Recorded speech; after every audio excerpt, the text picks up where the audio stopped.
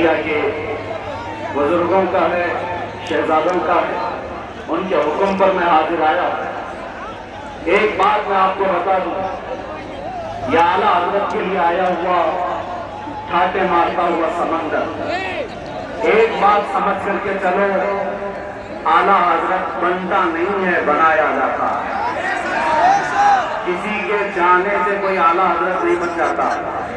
لوگ پیسے خرچہ کر کے مصر بھی چلے جاتے ہیں اور بہت سارے پروٹوکول کو اپنا کر کے، بہت سارے معاملات لے کر کے، میں خانوادہ رضیہ کی بات نہیں کر رہا ہوں، بہت ساری جگہوں کی بات کر رہا ہوں۔ پڑوسی ملک سے بھی کچھ لوگ آئے، بہت بڑا جمگٹا لے کر کے اساتذہ مصر کو بھی جمع کر لیا اور سوچتے تھے کہ وہ اعلیٰ حضرت بن جائے گا۔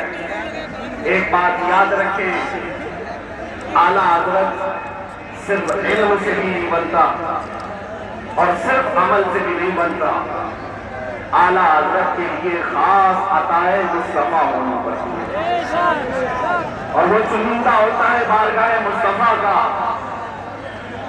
اور ایک بات یہ بھی سمجھ کے چلے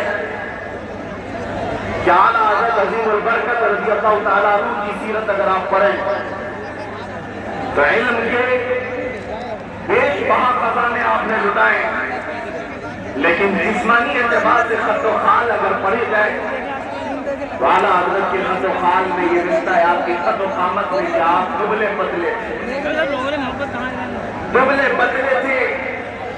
تو لوگ یہ سمجھتے ہوں گے طاقت و قوت کا نام صرف جسمانی حیثیت ہونا ہے، میاں 56 انچ کا سینہ ہونے سے کوئی طاقتور نہیں ہوتا۔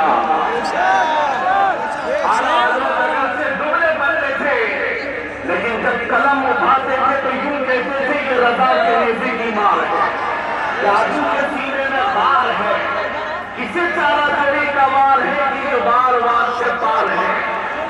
اعلیٰ حضرت جیسی ہمت کون جتا سکتا ہے جو یہ کہتا ہو دل کے رضا ہے خنجر خونخوار بنتا، آقا سے کہہ دو خیر منائے نشر کرے۔ اس بات کو سمجھ کر کے چلو، امن کی بات ضروری ہے، اصلاح کی بات ضروری ہے، لیکن ایک تنہا یہ اسٹیج زمانے سے اس روایت کو برقرار رکھا ہوا ہے۔ مجھ سے پیش کر ابھی خانوادہ رضیہ کے عظیم عالم دین جس بات کو آپ کے سامنے رکھ رہے تھے، بدعات اور خرافات پر نشانی لگا لگا کے وہ بتا رہے تھے، یہی تو اس کا تو امتیاز ہے، صرف امن کی اور اصلاح کی بات کرنا اسلام نہیں سکھاتا۔ جہاں جہاں خرابی اور برے دیکھیں اس پر ہاتھ رکھنا بھی اسلام کی خاصے میں سے ہے۔ اور اعلیٰ حضرت کا یہی تو نئے امتیاز تھا، لوگ جلتے کیوں ہیں، نفرت کیوں کرتے ہیں؟ اعلیٰ حضرت سے اصلاح کی اور امن کی بات کرتے رہتے، تو شاید اتنی باتیں نہیں کی جاتی، لیکن جب آپ نے گستاخی رسول کے خلاف بولنا شروع کیا ہے تو ہزاروں کی دشمنیاں آئیں۔ اس کا مطلب یہ ہے کہ اگر کسی کی برائیاں گنائی کی جائے